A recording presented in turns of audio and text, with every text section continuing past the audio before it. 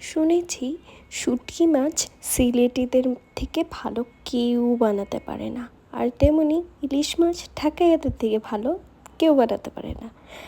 আর এইবার আমার ঢাকাইয়া বাড়িতে, মানে আমার বাবার সাইডের বাড়িতে কিভাবে ইলিশ মাছ রান্না হয়, ঠাম্মা কিভাবে করতো, মা কাকিমণি ওরা কিভাবে করতো, আজকে সেটাই শেয়ার করব। বাড়ি আসলে আমি সব সময় ইলিশ মাছ খেয়ে থাকি। ইলিশ মাছ আমার খুব খুব প্রিয়, আর ইলিশ মাছের ঝোল হলে তো কথাই হবে না। আমি আগেই ইলিশ মাছটাকে সামান্য নুন হলুদ ভালো করে মাখিয়ে নিয়েছি, মাখিয়ে কিন্তু এটা রেখে দেব। আর আজকে যে রেসিপিটা শেয়ার করছি একটু আলাদা, তোমাদের ভালো লাগলে তোমরাও এভাবে ট্রাই করো, বাড়িতে খেও, আর ভালো লাগলে আমাকে কমেন্টে জানাতে ভুলো না। তবে চলো আজকে রান্নাটা শুরু করি।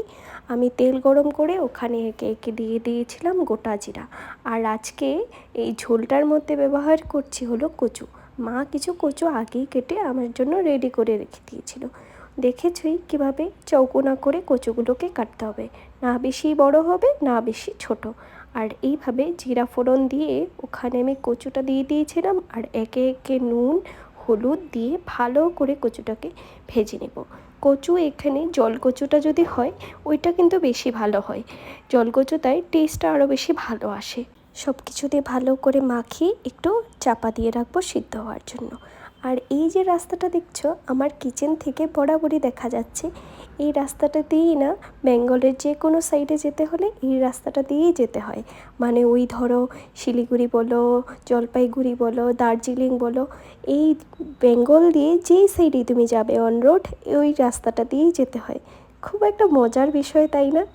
আর এই দিকে দেখতে দেখতে রাস্তা দেখতে দেখতে মানে আমার কচু সিদ্ধ হয়ে গেছে। তারপর ওখানে দিয়ে দিয়েছি বাটা মশলা। বাটা মশলায় অন্য কিছু দিইনি, জিরে বাটা আর লঙ্কা বাটাই ছিল। সব কিছু দিয়ে ভালো করে আবার মশলাটাকে কষিয়ে নিচ্ছিলাম।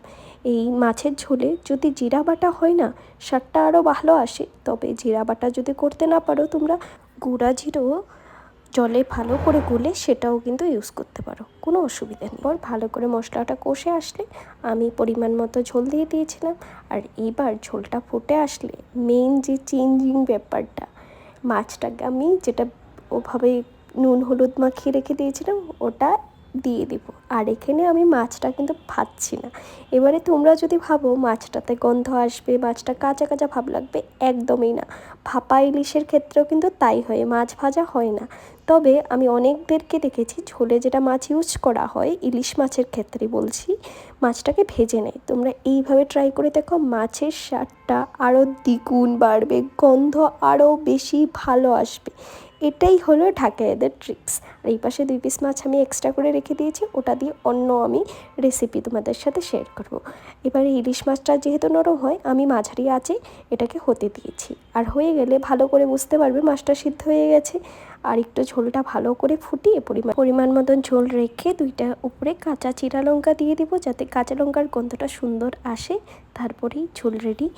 কে কে এই ট্রিক্সটা ইউজ করে ইলিশ মাছ রান্না করো আমাকে কিন্তু জান। আর যদি কেউ না করে থাকো ঝটপট ট্রাই করো। আর তোমাদের মধ্যে যদি আমার ভিডিও কেউ অন্য ল্যাঙ্গুয়েজে দেখতে চাও, বাংলা ছাড়া অন্য ল্যাঙ্গুয়েজে, সেটাও কিন্তু আমাকে বলো। ভিডিওটা ভালো লাগলে লাইক করো। দেখা হচ্ছে পরের ভিডিওটা।